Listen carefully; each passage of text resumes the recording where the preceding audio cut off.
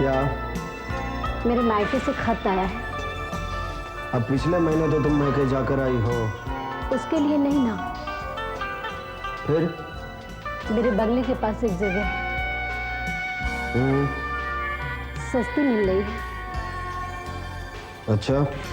जगह बहुत अच्छी है, वहां गन्ने की खेती अच्छी हो सकती है। तो मेरा भाई उसे खरीदना चाहता है, उसे कुछ पैसों की जरूरत है।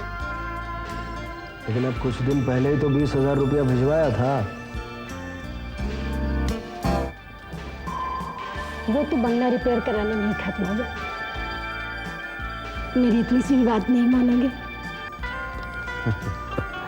ठीक है, उसे कहना अगले हफ्ते आकर ले जाए। अरे मैं तो बताना ही भूल गई। छोटे भैया नीचे आपका चाय पे इंतजार कर रहे हैं। जाता हूँ। सुनो, अगले महीने मेरी बहन की शादी है, याद है ना? हाँ हाँ, हम लोग एक सप्ताह पहले ही जाएंगे। ओफो, मैं उसके बारे में बात नहीं कर रही हूँ। मेरा कहने का मतलब है कि बड़े घर का रिश्ता है और बहुत खर्चा आएगा। मैंने माँ से वादा किया था कि जरूरत पड़ी तो 20-25 हजार रुपए की मदद मैं कर दूंगी। मैं कर दूंगी? मुझसे पूछे बिना? हाँ हाँ, बस रहने दो। जब भी अपने मायके वालों के लिए बात करती हूँ तो तुम नाराज होने लगते हो। कमाल करती हो, इससे पहले मैंने तुम्हारे मायके वालों की मदद नहीं की क्या? अजय भैया को देखो, अपनी बीवी के लिए कितना करते हैं, एक तुम हो।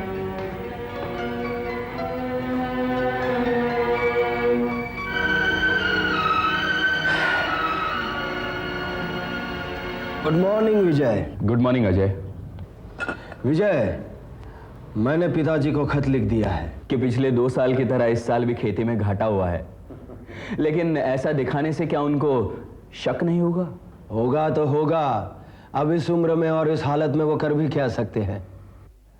वो तो ठीक है, लेकिन पिछले 2 साल फसल न होने का कारण? छोटे मालिक। आइए मुनीम जी। नमस्कार विजय साहब। कहिए। कुछ नहीं, बाजार गया था, सौदा करके आया हूँ।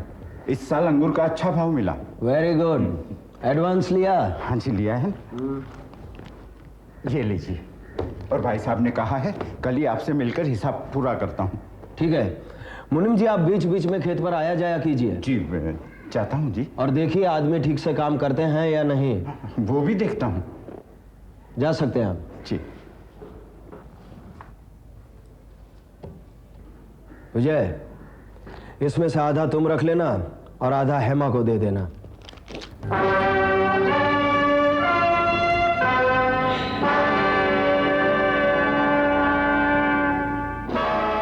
अच्छा तो राय साहब, अब मैं चलता हूं। ऐसे कैसे आप जा सकते हैं? खाना खाकर जाइए ना। ये भी कोई बात हुई? पर दरअसल बात यह है कि बहुत अरसों के बाद मैं यहाँ आया हूँ और अपनी बहन को कहकर आया हूँ कि मैं तुम्हारे घर ही खाना खाऊंगा, इसलिए। आप अगली बारी जब आए हैं तो खाना जरूर खाकर ये भी कोई बात हुई राय साहब? जरूर जरूर, अपनी सेहत का ख्याल रखना। पर अच्छा जी, मैं चलता हूँ। अच्छा, नमस्ते। राम भाव गए क्या? जी। क्या कह रहे थे? अजय विजय ठीक तो हैं? सब कुछ ठीक होकर भी कुछ ठीक नहीं है, ऐसा वो कह रहे थे। मतलब? हमेशा की तरह अजय विजय का पत्र आया है और फिर नुकसान हुआ है। इसमें भला वो क्या कर सकते हैं? मुझे राम भाव ने कुछ अलग ही बताया है। पिछले 3 सालों में फसल अच्छी हुई है। अच्छा, तो लड़के हमसे झूठ बोल रहे हैं? राम भाऊ झूठ नहीं बोलेंगे, मुझे पूरा विश्वास है उन पर। मुझे दाल में कुछ काला नजर आता है, मेरी तबीयत ठीक नहीं रहती, मैं वहां जा नहीं सकता। जब अपने लड़के ही ऐसा कर रहे हैं तो जब तक संजय था तो सब ठीक था। वो बेचारा एक्सीडेंट में मारा गया, तब से अजय विजय बहुत बदल गए हैं। पिताजी, अगर मैं आपसे कुछ कहूँ तो आप बुरा तो नहीं मानेंगे ना? बोलो बेटी, बोलो। माँ जी से जो आपने अभी कहा, कुछ दिन पहले मैंने भी वही सुना था। फिर तुमने मुझे क्यों नहीं बताया? वही मैं आपको बताना चाहती हूँ पिताजी। आप तो जानते ही हैं कि जब वो थे तो मैं उनके साथ खेती के हर काम में हाथ बटाया करती थी, क्योंकि मुझे खेती के बारे में सब मालूम है ना। मैं समझ गई मालिक, ये तो हमें बहुत पहले कर लेना चाहिए था। तुम वहां जाने की तैयारी करो। क्या? माधवी यहाँ आ रही है? हाँ, और यूं ही नहीं आ रही। पिताजी के खत के अनुसार अब यहाँ का सारा कारोबार वही देखेगी, सारी चीजें उसके हाथ में होंगी। इसका मतलब ये हुआ कि हमारे ऊपर संकट आने वाला है। मगर मैं कहती हूँ कि पिताजी ने ये फैसला अचानक से क्यों कर लिया? कहीं उन्हें हमारे ऊपर शक तो नहीं हो गया है? अब पिताजी ने ये फैसला क्यों किया है, इसके बारे में ना सोचिए आप लोग। अब हमें क्या करना चाहिए ये सोचिए।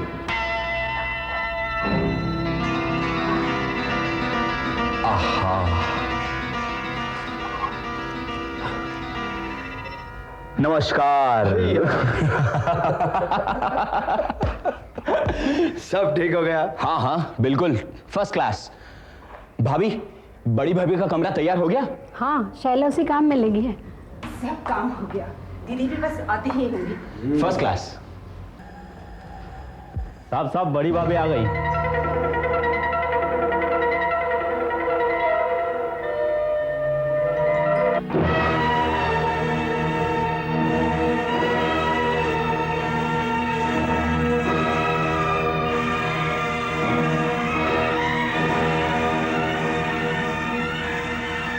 आइए आइए भाभी जी। अच्छा हुआ आप आ गई। माँ और पिताजी कैसे हैं? अच्छे हैं।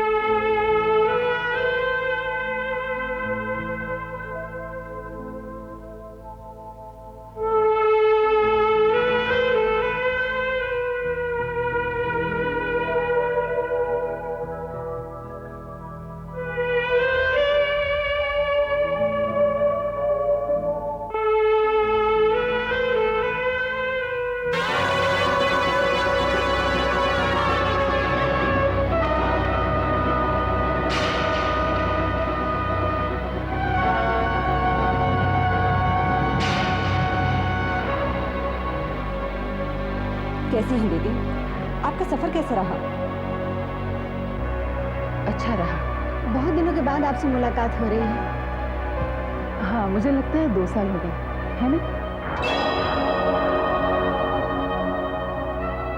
वो क्या है भाभी जी, खेती के काम के वजह से घर आने का वक्त ही नहीं मिला। इसीलिए तो मुझे यहाँ आना पड़ा। आप सब लोग कैसे हैं? ठीक ही है भाभी। आप तो जानती हैं पिछले 2-3 साल बहुत कठिनाई से गुजरे। इसीलिए तो मैं आप सबकी मदद के लिए यहाँ आई हूँ और उम्मीद करती हूँ कि आने वाले साल अब अच्छे गुजरेंगे। अरे भाई, अब तुम लोग बातें ही करते रहोगे। भाभी जी सफर से आई है, थक गई होगी। जाओ उनके लिए चाय नाश्ता तैयार करें। भाभी जी, आप बेडरूम में जाकर आराम कीजिए। देवर जी, आपको पिताजी का खत तो मिल ही गया होगा? जी। आप कल थोड़ा सा वक्त निकाल लीजिए ताकि हम हिसाब करने बैठ सकें। जी।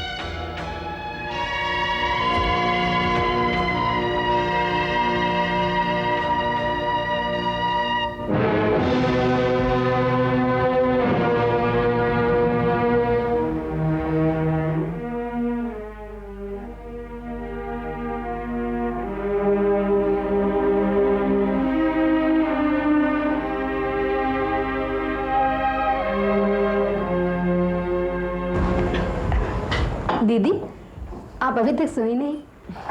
मुझे देर से सोने की आदत है। दीदी, मैंने आपके लिए दूध रख दिया है, याद से पी लेना। ठीक है। दीदी, आपने खिड़कियां और दरवाजे ठीक से बंद कर लिए? हाँ, बंद तो कर लिए। क्यों? इसलिए क्योंकि हमारा ये बंगला शहर से काफी दूर है और चोर डाकुओं का डर तो यहाँ हमेशा ही बना रहता है।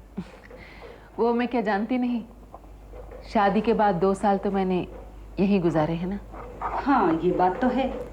मैं तो आपको सावधान कर रही थी। तुम दोनों को चिंता करने की कोई ज़रूरत नहीं है। मेरे पास भी तुम्हारी तरह रिवॉल्वर है, और फिर तुम दोनों भी तो मेरे साथ हो। हाँ, ये बात तो है। अच्छा दीदी, अब आप सोइए, हम लोग चलती हैं। Good night. Good night.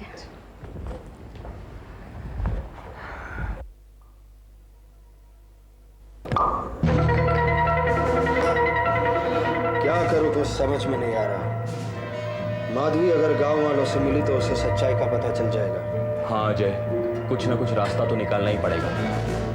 अगर हमारे गलत कामों का पता उसे लग गया और उसने पिताजी को ये सारी बातें अगर लिख दी तो हम दोनों कहीं के नहीं रहेंगे। विजय, मैंने भी इस बारे में बहुत सोचा है। इस परेशानी से बचने का एक रास्ता है। रास्ता क्या? माधवी की मौत। क्या मौत? Yes, accidental death. एक मौका हाथ आने वाला है। 2 दिन बाद देवी का मेला है। हम सब मेले में जाने वाले हैं। ये बात माधवी को भी मालूम है। मेले में जाने का रास्ता जंगल से गुजरता है। हम उसका वहां खून कर देंगे। ब्रिलियंट।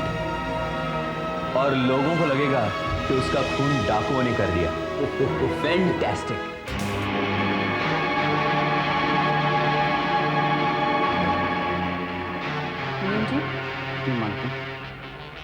आज से मालिक आपको जो कुछ भी करने को कहें, आप मुझसे पूछ कर कीजिएगा। जी मालकिन। और हाँ मुनीम जी, मुझे गांव जाना है, गाड़ी तैयार रखिएगा। भाभी जी, आपको गाड़ी नहीं मिल सकती। क्यों? परसों मेला है, लंबा सफर है, इसीलिए गाड़ी को आज सर्विसिंग के लिए गैराज भेजा है। और हाँ भाभी जी, आपको भी मेले में चलना है। अपने घराने की ये रीत है। ठीक है, मेले में चलेंगे। गांव में मेले के बाद चली जाऊंगी। मुनीम जी, आप जा सकते हैं। अच्छा मालकिन।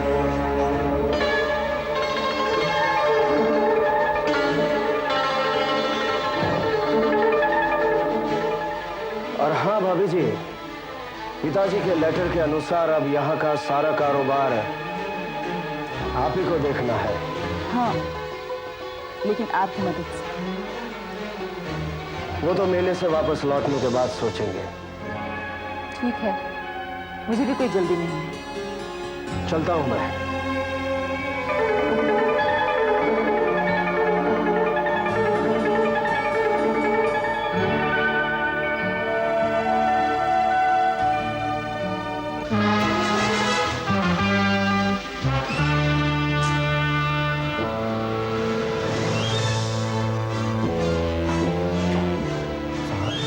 आपने मुझे बुलाया? हाँ मुनीम जी। जी, इतनी रात गए? आपसे एक जरूरी काम है। जी कहिए। मुनीम जी, बड़ी मालकिन आपसे सुबह क्या बात कर रही थी? जी, वो कह रही थी कि कल से सारा कारोबार मैं संभालूंगी। मुनीम जी, जी, हमारी कोई भी गोलमाल वाली बात उनके कानों तक नहीं पहुंचनी चाहिए। जी, मुझ गरीब को इस बात से क्या लेना देना। और एक बात का ध्यान रखिएगा मुनीम जी, अगर हमसे बेईमानी की तो नौकरी तो जाएगी ही जाएगी, गांव में आपका रहना मुश्किल कर दूंगा मैं। हाँ साहब। समझ गए ना? हाँ साहब।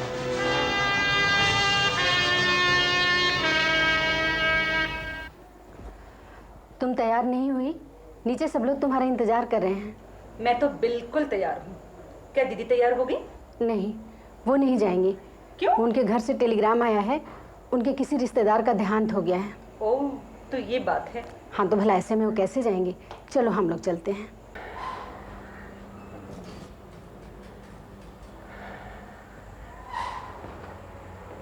भाभी जी, हम लोग जा रहे हैं।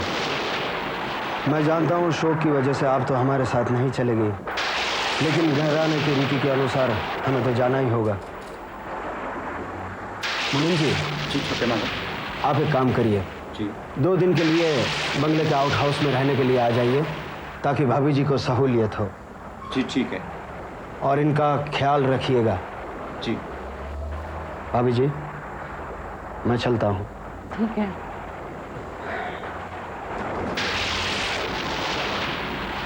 मुनीम जी, आप भी चाहें तो जा सकते हैं। मौसम भी लगता है खराब होने वाला है।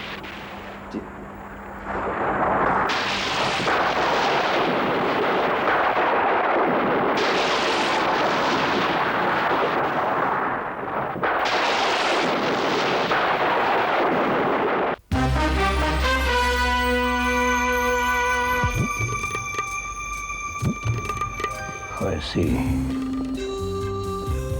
तो ये किस ऐसा है? हजूर कमांडर साहब, हमरो नेपाल को जनता ने ये फैसला करेगा छो कि हजूर ने ये केस देना पड़े। ठीक है, मैं ये केस स्वीकार करता हूँ। धन्यवाद कमांडर साहब। हमरो नेपाल को जनता ने हजूर ने नेपाल में आने को इंतजार कर दे। ओके, धन्यवाद। बाय।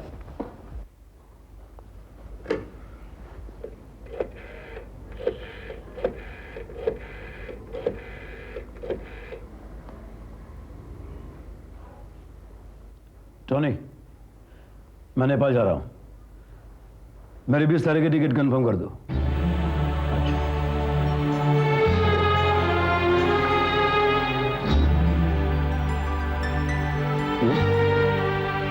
आप कौन? मैं माधवी हूँ, राय साहब की बहू। बैठिए।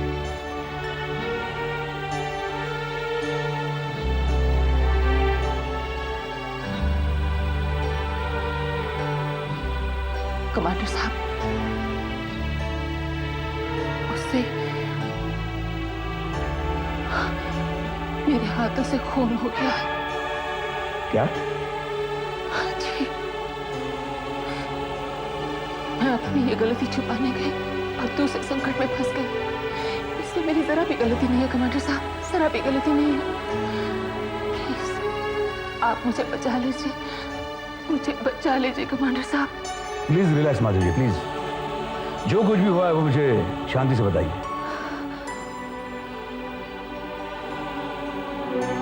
उस रात मैं घर में अकेली थी, घर में कोई भी नहीं था। सब लोग देवी के मेले पर गए थे। रात का वक्त था।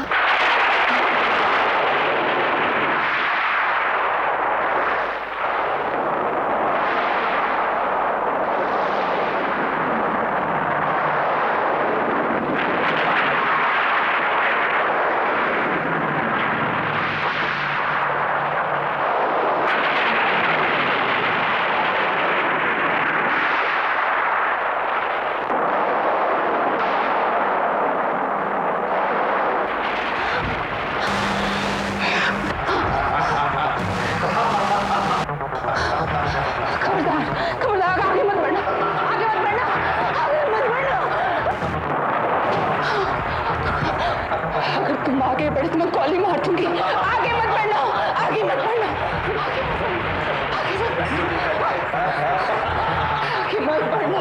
मैं तुम्हें मार डालूंगी। आगे मत बढ़ना, आगे मत बढ़ना, आगे मत बढ़ना।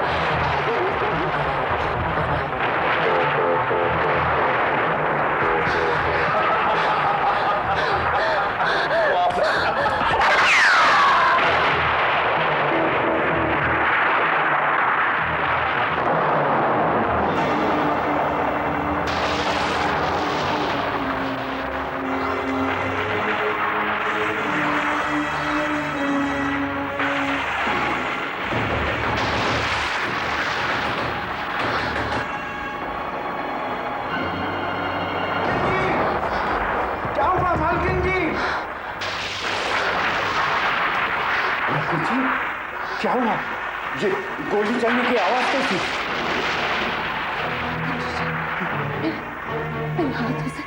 मेरे हाथों से खून हो गया। खून?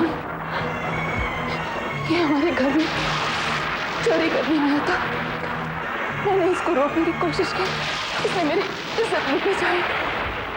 मैं घबरा गई और मैंने इसको। आप चिंता मत कीजिए, मैं पुलिस को फोन करता हूँ। पुलिस को मत बुलाइए, मुझे गिरफ्तार कर लेंगे। क्यों अरेस्ट कर लेंगे? एक चोर आपके घर में घुसने की कोशिश करता है, वो आपकी इज्जत लूटना चाहता है। ऐसी हालत में आप चुप कैसे रह सकती हैं?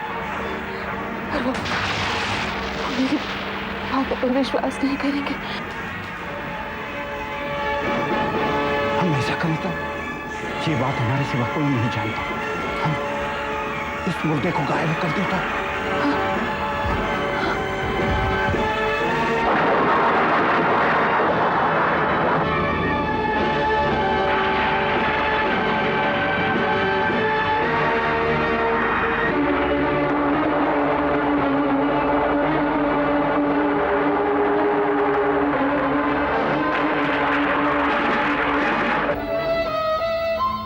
खून हुआ है, इसका किसी को पता ना चले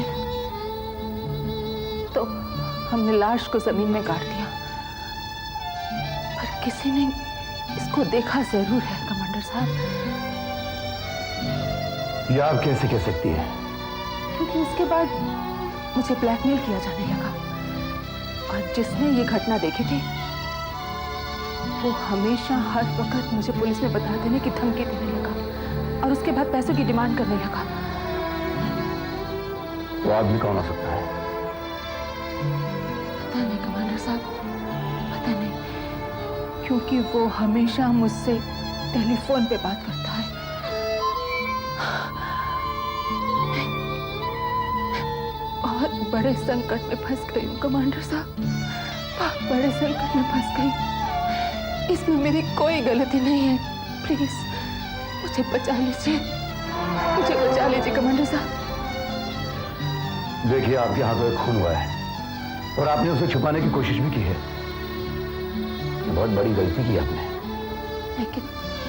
लेकिन वो मैंने अपनी इज्जत बचाने के लिए किया था। एनीवे, मैं वो जगह देखना चाहता हूँ जहां आपने लाश को दफना दिया था।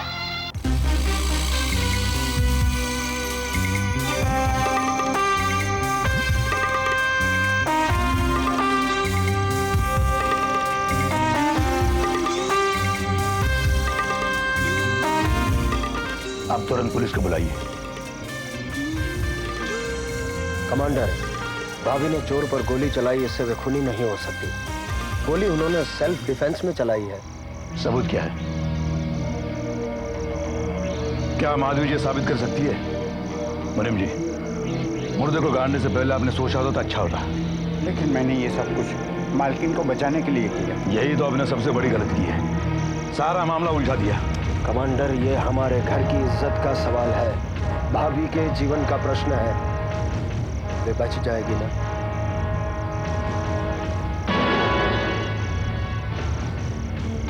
अगर माधवी जी ने जो कुछ भी कहा है वो सच है तो सबसे पहले मुझे यह साबित करना पड़ेगा कि खुद को बचाने के लिए उन्होंने गोली चलाई थी।